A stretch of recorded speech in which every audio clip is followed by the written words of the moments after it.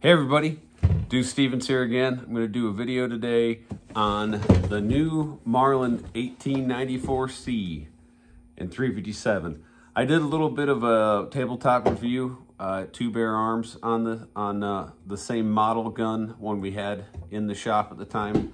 And right off the bat, I want to thank fellow SAS member and cowboy action shooter Tuco of the Fort Des Moines Rangers in Iowa, home of the SAS State Championship of Iowa.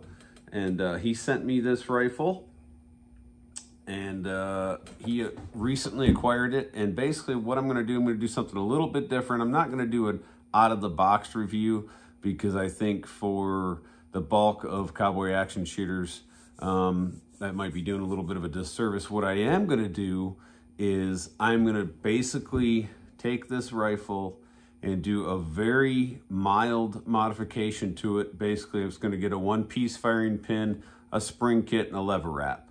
And we're going to see what kind of a rifle it turns into. Basically, we're talking about $100 worth of parts here. And for those of you who know Marlins or don't know much about Marlins, they're fairly easy to work on in their simpler forms. Obviously, there's some more extensive action work and modification that can be done to really make these guns sing. But I want to see what an average shooter with a fair amount of mechanical aptitude could do with $100 worth of parts, and what kind of rifle you get as a result. So again, guys, I'm going to be adding a lever wrap, one-piece firing pin, spring kit, and right off the bat, this rifle is fairly rough. It's got the detent on the lever here is super strong, so much so that it's actually difficult to open. So hopefully a new spring, which is included in most spring kits, will alleviate that and won't require any more further polishing, which I'm capable of doing. But I'm going to try not to do any other modifications other than some simple part swapping. And part of this video is going to be going to the range with it and seeing how the gun runs with 38 special ammunition. So again, geared really towards cowboy action shooting, and particularly new shooters that are looking to get into a rifle so they can get into the game. I am not going to do a video tutorial on how I'm doing the modifications. There's plenty of information out there on websites. Again, these are pretty simple, basic mods that anybody with a decent set of tools can do, and you're not really drastically changing the function of the firearm. You're just making some improvements with parts and stuff. So we're going to modify it, and then we'll take it to the range. Hey everybody, back at the range here for another part of this video that I started off in the previous clip. I explained where I was going to do just some real simple modifications to this Marlin 1894C. This is the brand new Marlin, now that they've been owned by the Rigger company. This is their latest production in 357 1894 rifles. Just to give a quick rundown, I did a one-piece firing pin, springs all the way around, which included a new lever safety / trigger return spring, mainspring, and detent spring on the lever. I also shortened the magazine tube spring, the follower spring, which was way too long for my tastes. So I did clip that. But other than those parts swap and the spring clip, that's all I've done to this gun. I didn't do any additional smoothing or polishing or anything like that. I also added a lever wrap. So let's see how she runs out.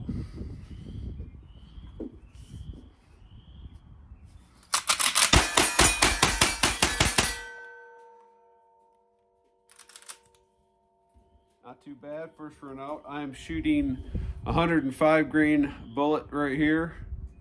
105 grain 38 special. This is about a 145 overall length. If this is like every other stock configuration Marlin I've ever known, these are probably going to prefer something that's a little bit closer to a 357 overall length, which you can achieve by seating your bullet out longer on a 38 special case. First one wasn't bad.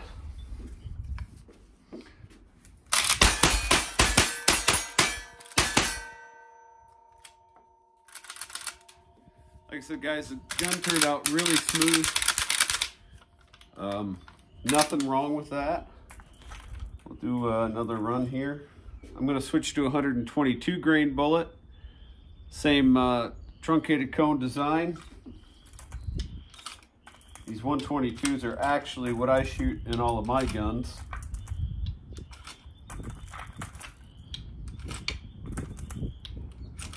Just for a little shout out, these are a Summers Enterprises 122 grain bullet. It's a lead high-tech coated bullet. I really like the nose shape on that, and there are no crimp groove, no lube groove, so you can seat them anywhere you want. They come out looking really clean. Let's see how it likes these.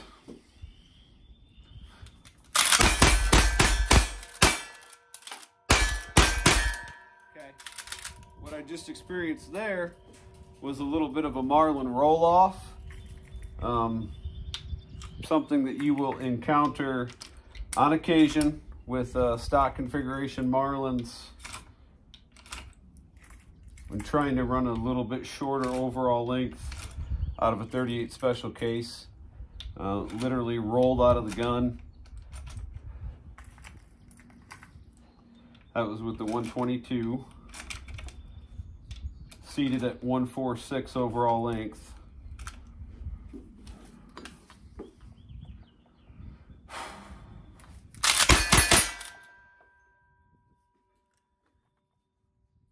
Again, guys, that's not a malfunction of the gun necessarily, but it does kind of bring to light the speed limit that these have when you're trying to run them at higher rates of speed.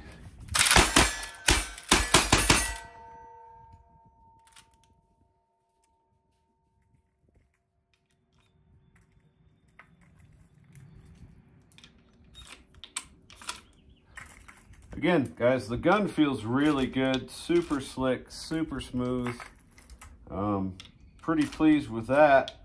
It's just kind of, and again, not really, I wouldn't really call it a negative for, especially for new shooters, but it is kind of exhibiting all of the standard kind of actions when you are trying to kind of really push the speed limit on these guns. I'm just going to try a kind of a nice and easy run, I guess, so to speak. I'm going to do a real easy, simple double tap Nevada here.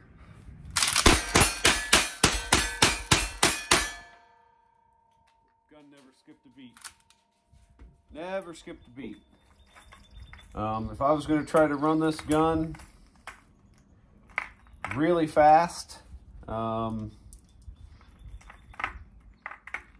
you know, like, you know, in the sub 2 second range, I would definitely try to be doing it with a closer to a 150 overall length, getting it more out to a 357 overall length.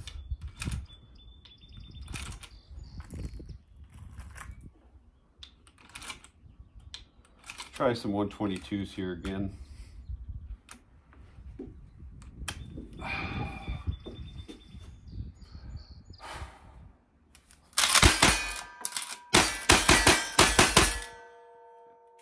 Another roll off. Again, guys, it's not really I'm not going to say there's anything wrong with the gun at that point in time, because that's doing that, especially when the gun's being swung. It's very indicative to a stock Marlin, which is why you've seen so many different attempts over the years to modify that kind of out of the guns. You know, obviously there's a lot of different modifications you can do to these. One of them, I shot a Marlin for 15 years in cowboy competition. Mine was short stroke by Cowboy Tardy, and that involves a entirely new carrier, proprietary carrier, with some very extensive action work. And then you kind of get away from some of those roll-offs and other issues.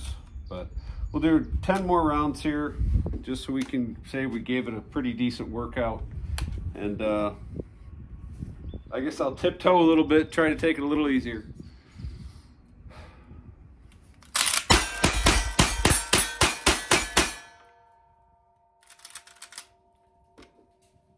Well, overall conclusion, I'm pretty happy with it.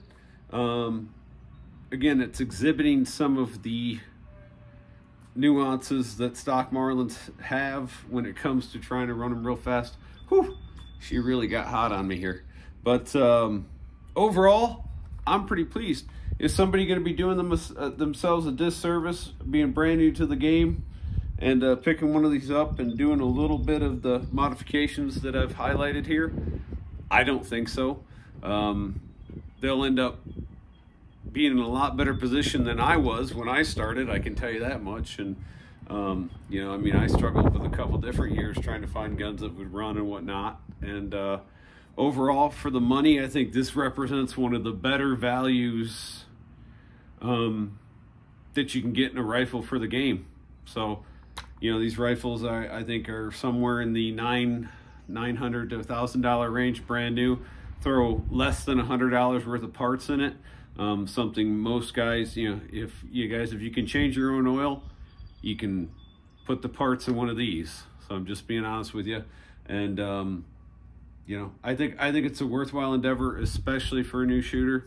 And again, I thank Tuco for letting me play with this one and checking it out. And I hope you enjoyed this video.